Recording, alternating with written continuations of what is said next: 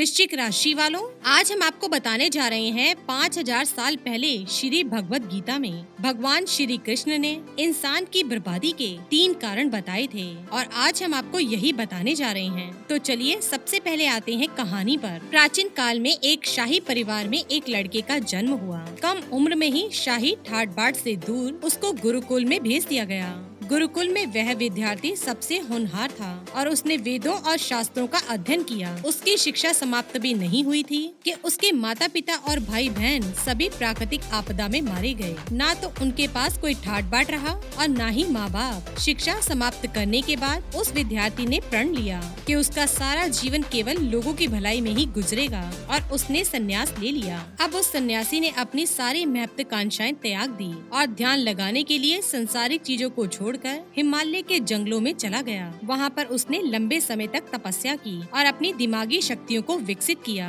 वह अपने सन्यासी जीवन में बहुत ही खुश था। लोग शिक्षा लेने के लिए उसके पास आते और यह सन्यासी लोगों की समस्या सुलझाने में लोगों की मदद करता। धीरे धीरे यह सन्यासी की चर्चा पूरे नगर में होने लगी। सन्यासी बहुत ही मशहूर होने लगा था, लेकिन उस राज्य का राजा बहुत ही क्रूर व्यक्ति था और राजा ने सन्यासी से मिलने की ठान ली। पहली मुलाकात में ही राजा इस सन्यासी से इतना प्रभावित हुआ कि उसने अच्छाई की राह पर चलने की ठान ली। राजा मन ही मन सोचने लगा कि अगर ये सन्यासी मुझे चंद मिनटों में ही इतना बदल सकता है, तो अगर यह मेरे पास रहने लगे तो मेरी तो जिंदगी ही बदल जाए। इनकी सेवा से मेरी जिंदगी धन्य हो जाएगी। राजा ने सन्यासी से महल में चलने का आग्रह किया। सन्यासी इसके लिए मान गए और राजा सन्यासी को लेकर महल पहुँच गए। वहाँ पर राजा ने शाही कमरे में सन्यासी को भोजन कराया। सन्यासी ने राजा का धन्यवाद किया और जाने की आज्ञा मांगी। राजा ने कहा, आप हमारे बगीचे में हमेशा के लिए रह सकते हैं। मैं आपकी जरूरत की सभी वस्तुएं, खाना, रहना, कपड़े आदि का प्रबंध करवाता रहूंगा। सन्यासी ने राजा के प्रस्ताव को स्वीकार कर लिया। बगीचे में सन्यासी के लिए कुटिया बना दी गई। सन्यासी काफी साल वहीं रहे। राजा ने भी सन्यासी की खूब सेवा की। कुछ सालों बाद एक दिन राजा और रानी अचानक ही पड़ोस के राज्य में चले गए और एक सेवादार को सन्यासी की सेवा के लिए बोल गए, लेकिन सेवादार बीमार पड़ गया और अगले दिन से आया ही नहीं। सन्यासी को ना तो कोई भोजन देने वाला था और ना ही कोई सन्यासी की देखभाल करने वाला था। कुछ दिनों बाद जब राजा वापस लौटे तो सन्यासी ने राजा को खूब डांट लगाई और कहा, गैर जिम्मेदारी की भी हद होती है। जब तुम मेरी जिम्मेदारी उठा ही नहीं सकते थे तो ली ही क्यों? राजा ने सन्यासी से क्षमा मांगी और फिर भी सन्यासी ने राजा को काफी कुछ बोला। कुछ देर बाद मामला शांत हो गया। रानी भी ये सब कुछ सुन रही थी, परंतु शांत रही। कुछ दिनों बाद राजा को फिर से राज्य से बाहर जाना पड़ा और राजा ने रानी को निर्देश दिया कि जब तक मैं नहीं आता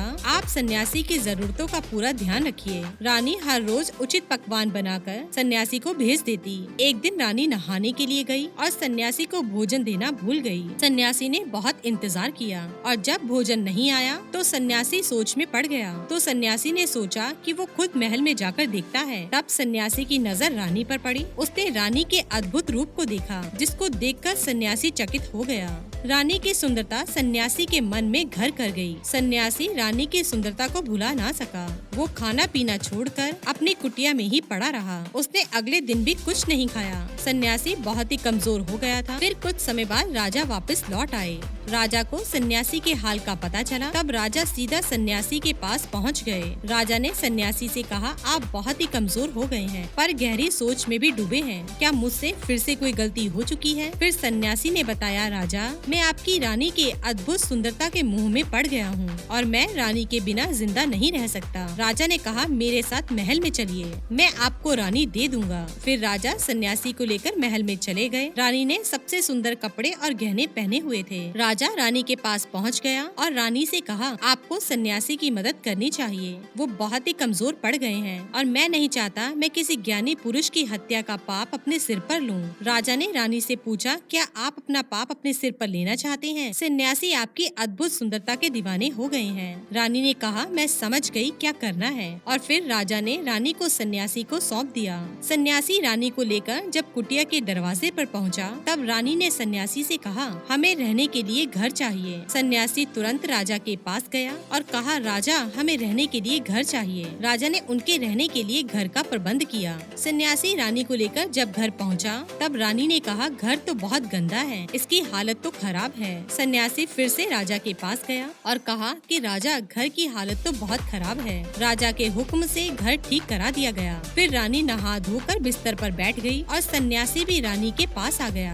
रानी ने सन्यासी से कहा, क्या आपको पता है कि आप कौन थे और अब आप क्या बन गए हैं? आप एक महान सन्यासी थे, जिसके लिए राजा स्वयं जरूरत की वस्तुएं उपलब्ध कराता था, और आज आप वासना के कारण मेरे गुलाम हो गए हैं। यह सुनकर सन्यासी को महसूस हुआ कि वो तो एक सन्यासी है जो अपनी सारी सुख सुविधाओं को छोड़कर शांति की तलाश में जंगलों में चले गए हैं। सन्यासी जोर जोर से चिल्लाने लगा और रानी से कहा, क्षमा कीजिए रानी, मैं उस दयालु राजा की रानी को अभी सौंप कर आता हूँ। रानी ने प्रश्न किया, उस समय जब आपको कुछ दिन भोजन नहीं मिला, तब आप बहुत क्रोधित हो गए थे। मैंने आपका यह रूप पहली बार देखा था, तब से मैंने आपके व्यवहार में परिवर्तन महसूस किया। सन्यासी ने समझाया, जब मैं जंगल में था तब मेरे को समय पर खाना भी नहीं मिलता था, पर महल में आने के बाद मुझे सुविधाएं मिली और मैं मोह में फंस गया। मुझे इनके प्रति लगाव उत्पन्न हो गया, फिर इनको पाने का लालच हुआ। जब मुझे यह नहीं मिली तो क्रोध उत्पन्न हुआ। सन्यासी ने बताया कि सच तो यह है कि इच्छा पूरी नहीं हुई तो क्रोध उत्पन्न होता है,